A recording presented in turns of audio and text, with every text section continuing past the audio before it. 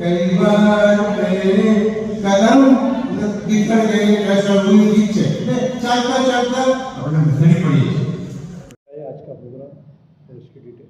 हाँ, आज 2026નો પહેલો દિવસ, જેને આપણે નવું વર્ષ કહે છે. જૂનું બધું જ જતું રહ્યું, ભૂતકાળ બની ગયો. આજે નવી શરૂઆત કરીએ છીએ.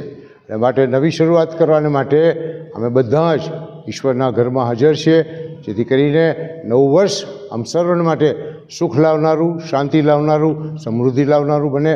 હળી મળીને અમે રહીએ, બીજા ઉપર પ્રેમ કરીએ, તે માટે ઈશ્વરે આ નવી શરૂઆત અમારા માટે કરી છે. આજનો શું પ્રોગ્રામ હતો અહીંયા? આજનો પ્રોગ્રામ એ છે કે ઈશ્વરનું વચન, ઈશ્વરની વાણી સાંભળવી. બાઇબલ એ ઈશ્વરનું વચન છે, એના દ્વારા તે લોકો સાથે વાત કરે છે.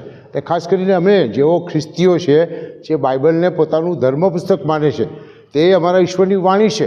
તે અમને આજે ચોક્કસ બાબત કહી રહ્યા છે.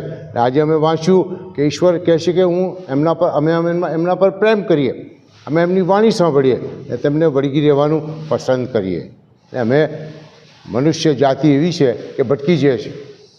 થોડી વાર ઈશ્વરની પાછળ ચાલીએ, તેના ગુણગાન ગાય, ફરી પાછા આપણા માર્ગમાં જતા રહે છે. માટે આજે અમે એક ચોક્કસ સંકલ્પ કર્યો છે કે અમે ઈશ્વર પર પ્રેમ કરીશું, ઈશ્વરની વાણી સાંભળીશું, ઈશ્વરને વળગી રહેવાનું પસંદ કરીએ છીએ.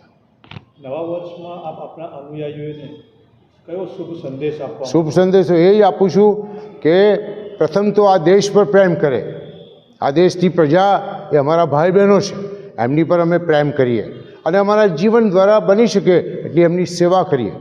ખાસ કરીને ખ્રિસ્તી લોકોએ હોસ્પિટલ અને શાળાઓ ખોલીને ઘણું બધું આ દેશને માટે કર્યું છે, હજી પણ અમે કરી શકીએ એમ છે. બીજી બાબત કે જે નાની મોટી સેવા કરવાની તક મળે, અમારે તે ઝડપી લેવી જોઈએ અને અમારા જીવન દ્વારા અમે એ સંદેશો આપીએ કે અમે પ્રેમ કરનાર લોકો છે, અમે નફરત નથી કરતા.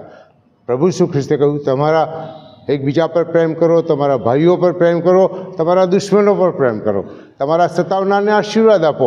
આ અમારા પ્રભુ ખ્રિસ્તનું શિક્ષણ છે, એ અમે ફોલો કરીએ. તે માટે આજે અમે એ સંકલ્પ લીધો છે.